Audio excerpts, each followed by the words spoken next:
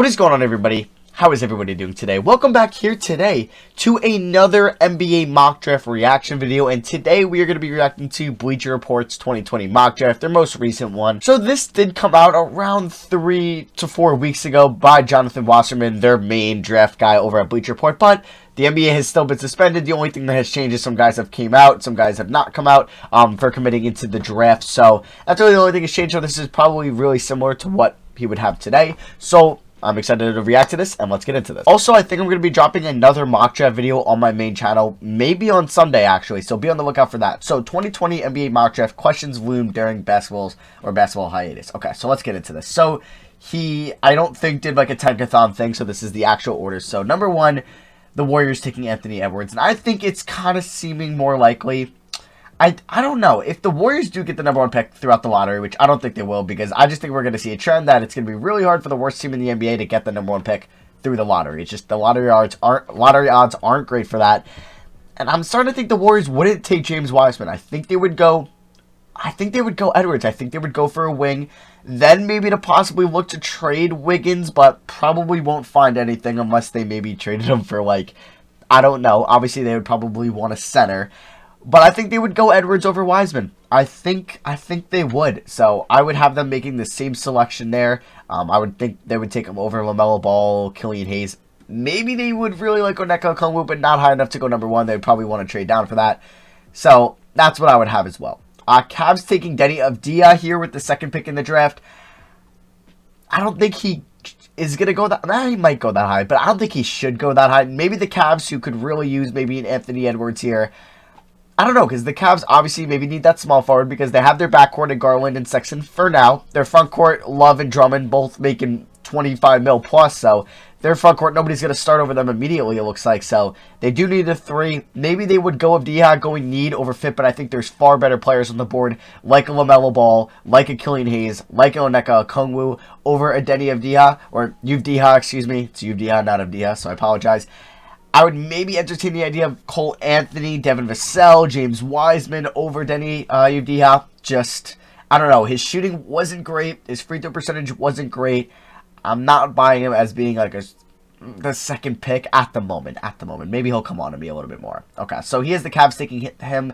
If I was the Cavs here, I would look at Wiseman, Okongwu, possible Drummond replacement for when Drummond is an unrestricted free agent the following year. Maybe look at LaMelo, but then you got to look to probably move Sexton or Garland, and I don't know if they want to do that right away. Maybe Killian Hayes here as well. I don't think I would have Obi Toppin there either. So Minnesota, LaMelo Ball. This is interesting because would the Timberwolves draft a very similar player to D'Angelo Russell? Good ball handler, good offensive playmaker, streaky shooter, but can be a really good shooter. Form is there, and he looks good. Not a good defender whatsoever. Really poor defense. I don't know. I don't know if they would draft a similar player to D'Angelo Russell here. He does mention that D'Angelo Russell and Ball each possesses enough size and skill, versatility to be considered interchangeable and compatible. Yeah, but your defense in the backcourt is horrible. And your defensive center, or your center, not much of a defensive center in Cat. So I don't know if that's the smart decision, but who else would they take here? Maybe a Okongwu to play next to Cat. Can he do that? I don't know. Maybe Killian Hayes to play next to D'Lo could be an option here, or maybe if Avdija is on the board, maybe they like Obi Toppin. So I don't know. I don't know if I like that fit immediately. Wow, he was born in 2001. That's crazy. Just because I'm born in 99 and these players are, I'm like, over the last 2 years, I'm starting to get older than NBA players, which is crazy. So he has them taking LaMelo. I would think Killian Hayes here. That would be my pick. So Hawks here. Another team that would be a really weird fit with LaMelo. Not a good defensive point guard.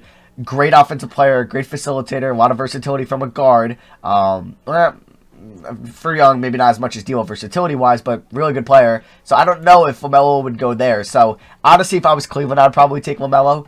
But I'm surprised. If I'm Atlanta, I'm taking Killian Hayes over Obi Toppin 100%. I'm not a huge Obi Toppin fan. I would not take him top 5.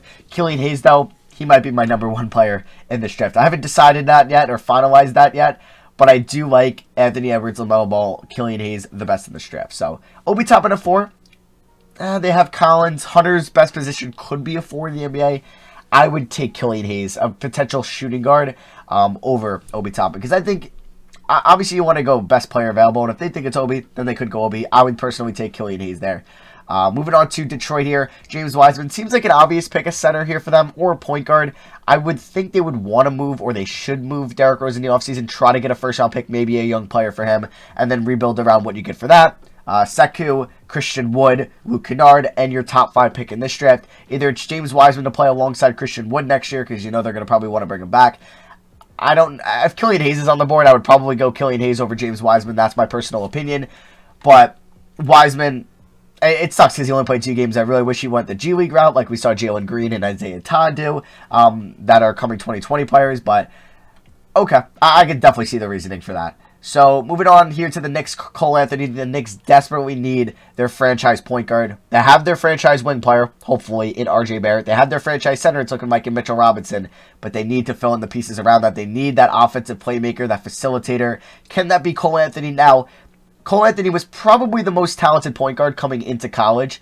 Definitely the most talented college point guard on this list that played in the NCAA, in my opinion. But he was probably playing in the worst scenario there. This UNC team was horrible. If you watch any of these games, the spacing is really bad for him. It's really just him trying to do isolation with very few pick and rolls, or it's just really him taking a pick and then taking a spot up 3. No DHOs. Just feel like no off-ball sets for him at all. It was just not a good year for UNC. They were really bad. So I think Cole Anthony is a lot better than what we saw from him in college, but his finishing at the rim is skeptical. And I don't know how good of a passer he could be in the NBA. He does have some tunnel vision. And will that fit well with RJ Barrett? Who knows? I think the defensive potential is definitely there. Maybe question his motor a little bit, but, he wasn't on a good UNC team. But he did take an injury, and he could have just sat out for the rest of the year. He knew he was going to be a top 10 pick. He's like, I could just prepare my body. But he showed that he wanted to come back to UNC. That's definitely a plus. So maybe he would be a good pick for the next year. Honestly, if Killian Hayes is still on the board, I think I like Killian Hayes. I'm surprised he has Killian Hayes fallen. Wow, it doesn't even have him in the top 7. Okay, all right, it's a mock draft, not a big board. Bulls taking Onyeka Okongwu. The Bulls are weird because they just drafted a point guard top 10 last year. Their best player is a shooting guard. They have Larry Markkinen, who looked like he could be their franchise power forward just a year ago. And Wendell Carter Jr., they just spent a top 10 pick on in the 2018 draft. So if they take Okongwu, or Wendell Carter Jr., if they take Okongwu, Carter Jr. moves to the bench. Then where do you envision Carter Jr.? Was that kind of a waste of a top 10 pick, you think? Maybe he could be a good bench player for you? Who knows? Because obviously you can't play really Okongwu, Markkinen, and Carter Jr. all on the floor at the same time. I'd probably take Killian Hayes here. Denny Avdija would probably be perfect to wrap out that starting 5. But he has them taking Okongwu, who I think might be a little bit better than James Wiseman. But who knows? Who knows? James Wiseman is really good, I think. And I think he is getting a lot of hate, at least from draft Twitter. So moving on to pick 8 here, we have the Charlotte Hornets taking RJ Hampton.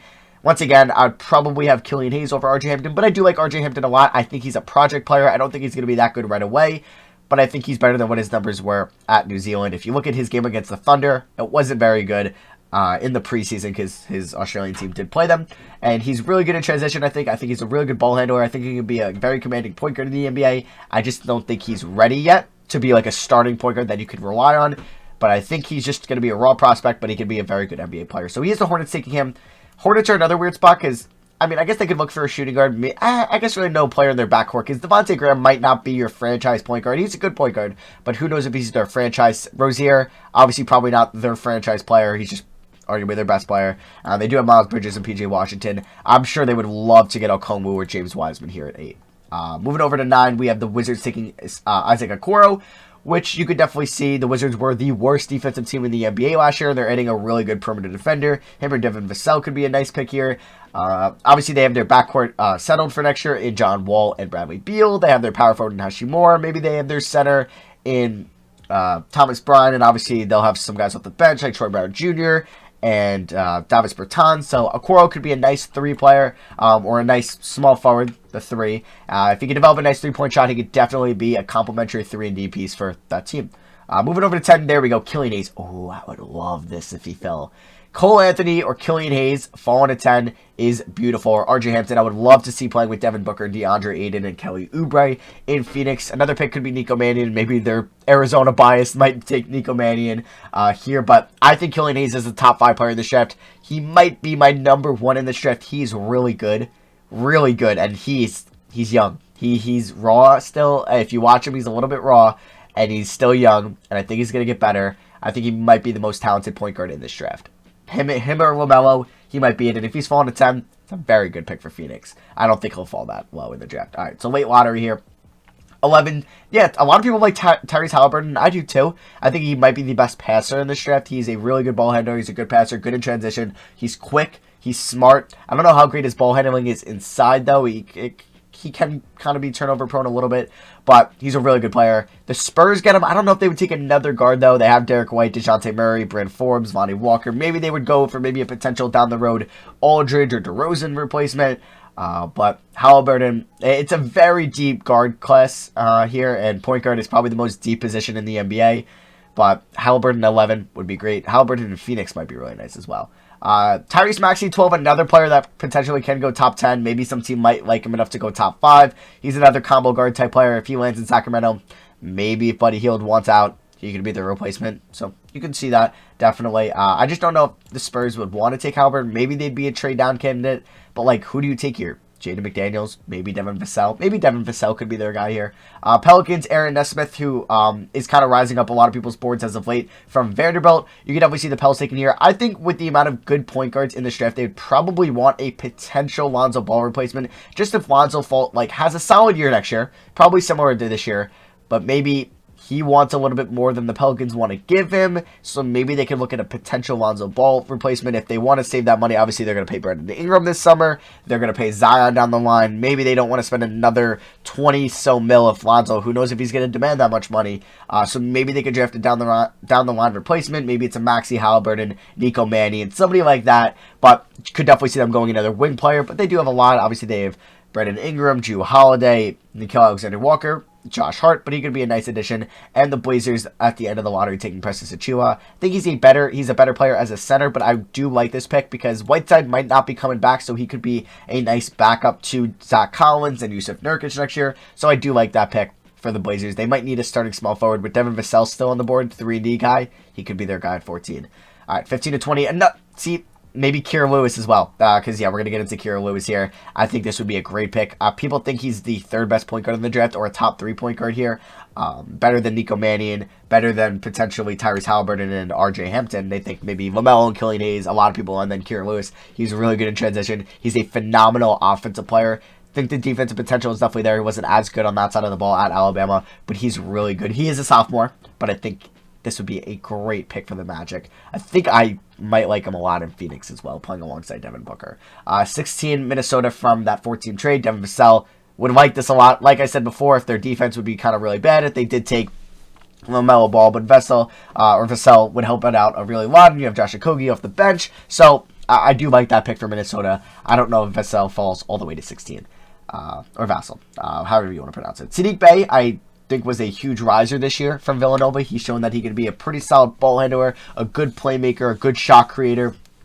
He shot 45% from 3 this past season. Yeah, he's 6'8", 215 wing. It's what you want in the NBA. The defensive potential is definitely there. I think he was a solid defender at Nova, so I think this would be a really good pick for Boston here. One guy I do not know, Aleksej Puksevsky.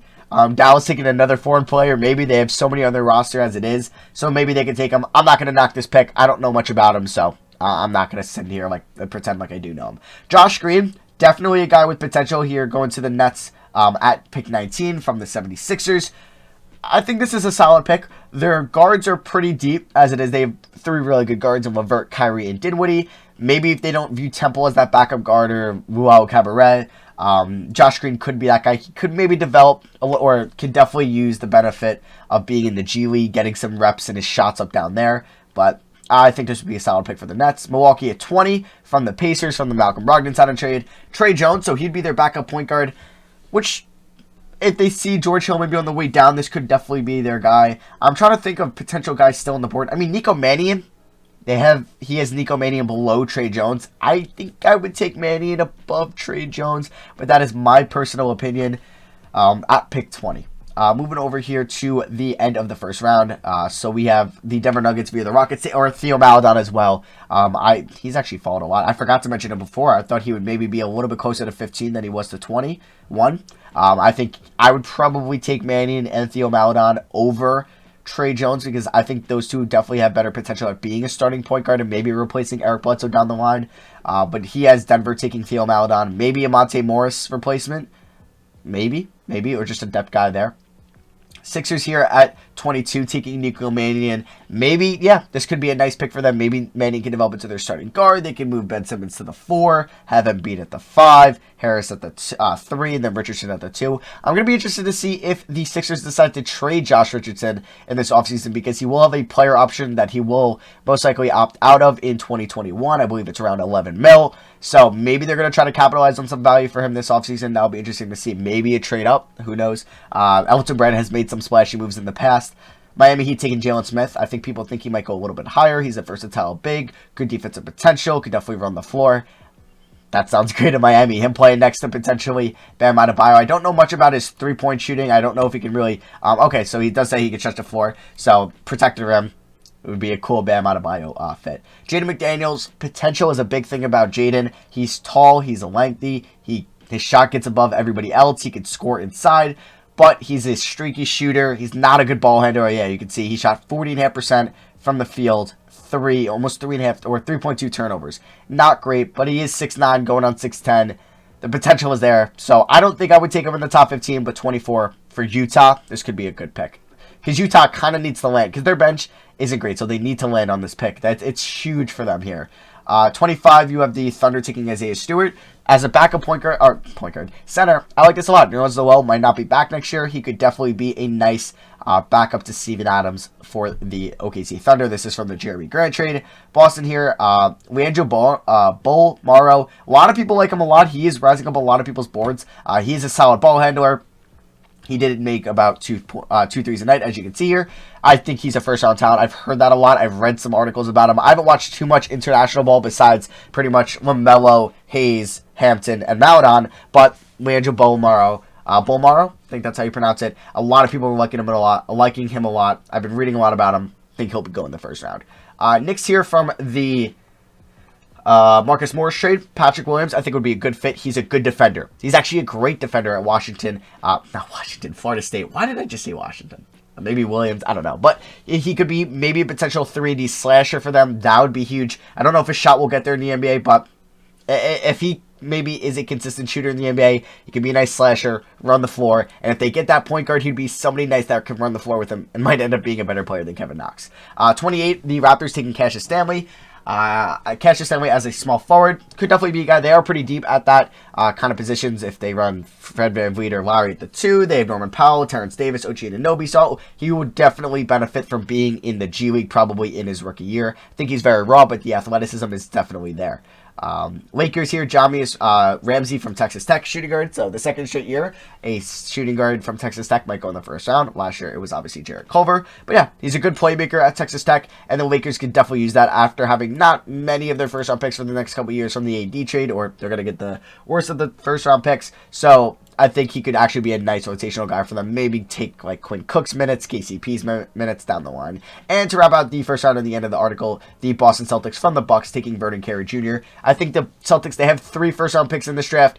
If they're going to keep all 3, which I don't know if they will, apparently they might end up moving 1 or 2 of them. I think a center would be smart here. Cantor might not be back. Robert Williams looking like he might not be a potential long-term fit there, so they might look to have a backup or a better backup to Daniel Tice next year. So yeah, that is going to be for me. I hope you guys did enjoy the video. Like always, I will leave a link to the article in the description below. And like always, if you have anything else you want me to react to, let me know. Yesterday's video of me reacting to the best NBA 2K Rebuilder or those rankings did great, and you guys love that, so I'm down to react to more YouTube videos. So if you want me to react to anything that you would find interesting of me reacting to in the comments below, let me know. So yeah, that is going to be for me. Thank you all for watching. I love you guys, and I'll see you guys next video. Peace.